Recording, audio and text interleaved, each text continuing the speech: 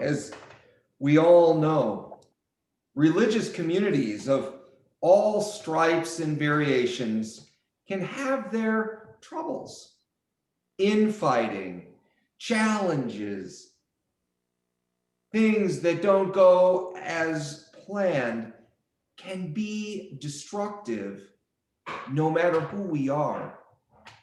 Oftentimes it's power play. Who wants power and who's gonna win? Faith communities are far from the only ones who have such struggles. However, the stakes are high. Religious communities speak more than just for themselves or a political focus or a desire. We speak for God. At least we say we do. We desire to. We want to offer hope and something to the world, something beyond ourselves, about something beyond ourselves. So when there's conflict, when there's challenges, when there's tussles and power play, the potential for destruction is even higher. The potential for separation, the potential for, well, subjugation and oppression becomes, unfortunately, easy. But also can be the power of peace.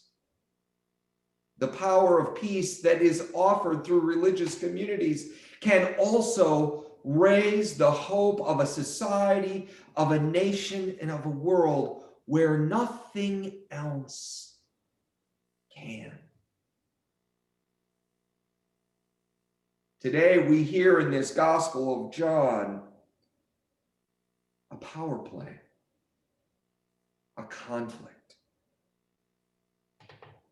Now, the Gospel of John was written around a community that gathered around a guy named John or something of that nature. They were gathered together. And it was assumed by scholarship that this gospel was written in the year around 90, give or take 5-10 years.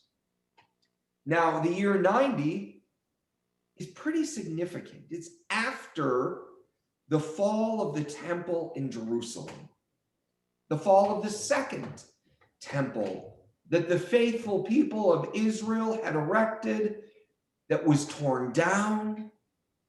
They built again, and that was torn down again. And in that time period, those who were following Jesus was crucified. And this group had started, this little group within the Jewish faith started to figure out who this Jesus guy was. By the time we get to John and this writing, this post-Second Temple period, there was a power play. There was a destructive, damaging conversation that unfortunately was shown in the gospel that we just read. For Christians, the idea and the hope has always been that this ushering in of the voice of God through Jesus was raised up. And unfortunately, this gospel has also been used to support what we name today as anti-Semitism. Power and power play within religion, within religious sects, can both destroy and offer peace. Today, Jews and Christians are in this virtual room. Today, Jews and Christians, and certainly the good friend of mine, Rabbi David, and I have talked about this. We we have engaged in both this thing that has happened in our ancestors of faith and how that doesn't have to define us as two distinct religions today. We lit candles. We light hope. We stand side by side this day, saying there's a better world that we both can illumine a light to show to the world. I now invite the rabbi. I don't see him on my squares. You all. There you go. Rabbi David, I invite your comments. First of all, let me just say, I could listen to Father Rick sermonize for hours on end. You just your words and the way in which they're evoked. So appreciate hearing the way in which you just weaved together light and hope in the face of some darkness. So as we were preparing for this service, it became abundantly clear that this reading from John from a Jewish point of view becomes difficult. First thought was, really? This is the text that we are going to be studying together in this interfaith setting, a text that speaks of the Jews of the time, the Jews of power at the time, who were sent, the priests and the Levites, to Jerusalem to confront John the Baptist and confront him in a way that was troubling. As Father Rick said, a power play happening back and forth between the emerging Christian community and the longer standing Jewish community. Asking questions like, who are you? Which can be a nice question if you're asking it with a nice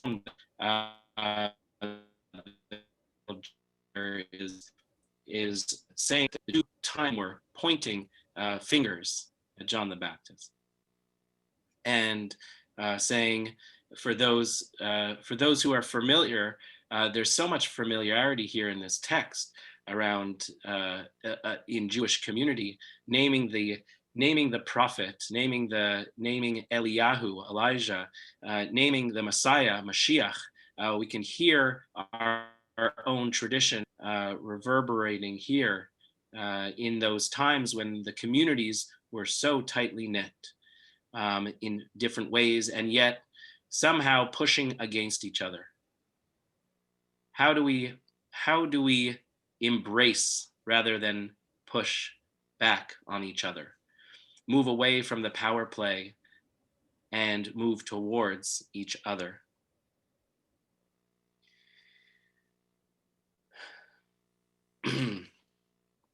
And in another text that we just read, Isaiah 61, we have words that are silent. The text itself in chapter 61 and the reading leaves out 2 verses of the chapter as part of the liturgy.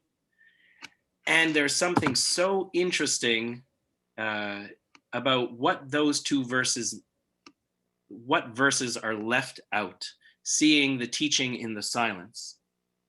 Verse 6 says, while you shall be called priests of the Lord and termed servants of our God.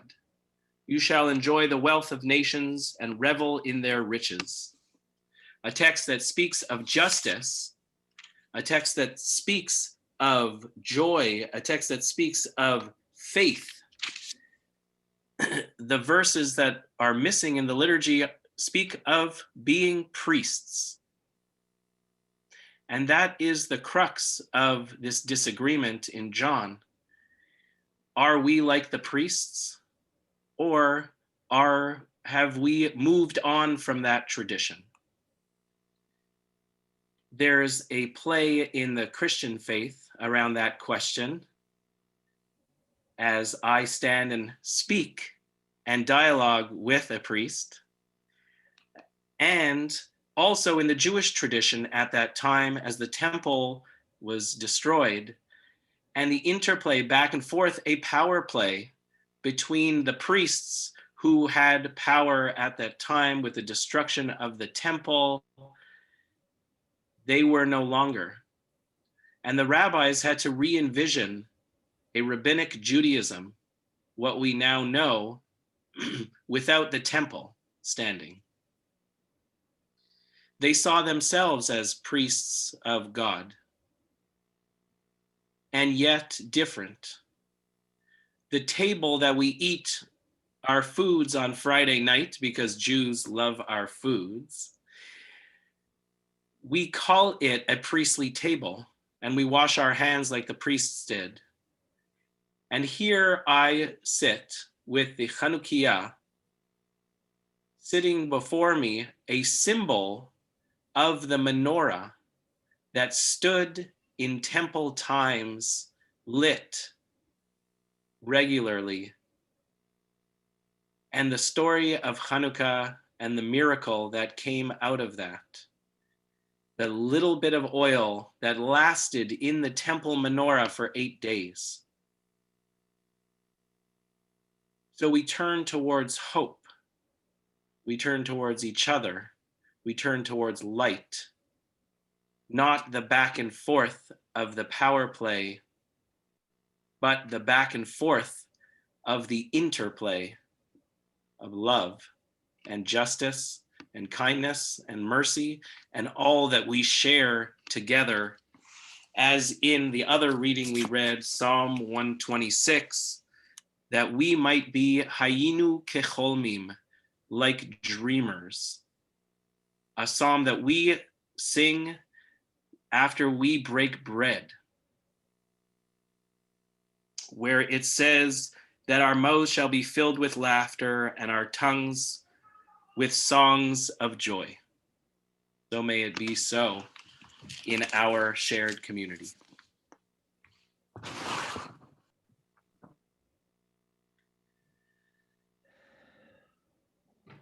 Mutual Admiration Society, Rabbi David, what a blessing of your words. In the other of the readings from the New Testament, from 1 Thessalonians, Paul was writing to a fledgling community.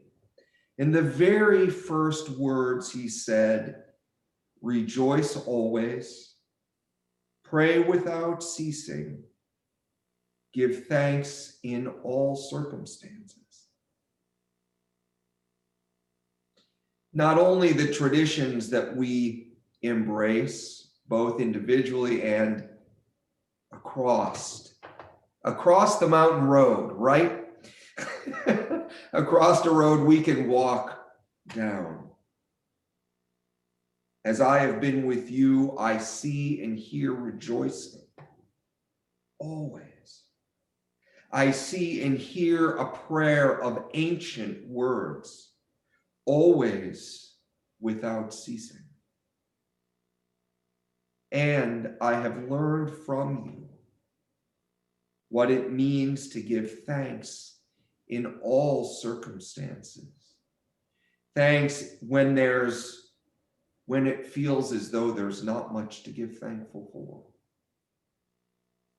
To give thanks when it feels as though the world is against you. We have stood together when violence has come to the Jewish people. Just a year ago, we did that, and yet it still continues. Can you share with St. John's what that means for you to rejoice always, to pray without ceasing, and to give thanks in all circumstances, especially in this year of COVID when it feels virtually hollow and difficult and impossible.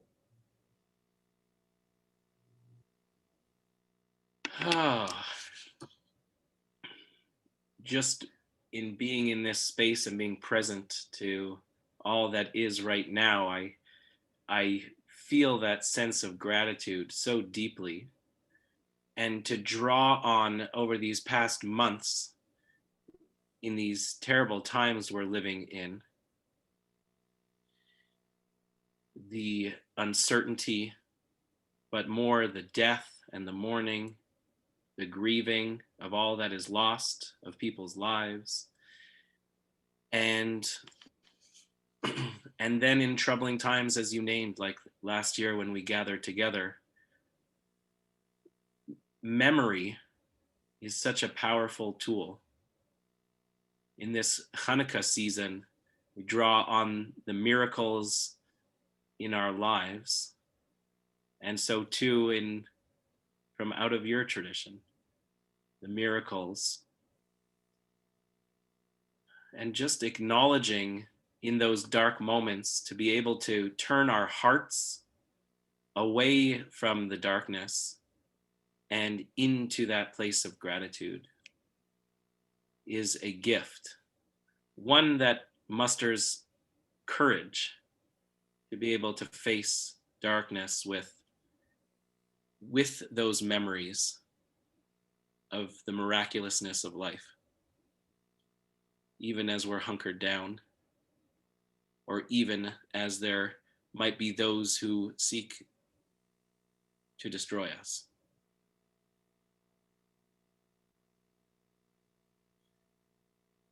My parting words here in this dialogue is to just wish your community and our shared communities a deep and abiding love and hope and justice and a sense of the miraculous in the everyday.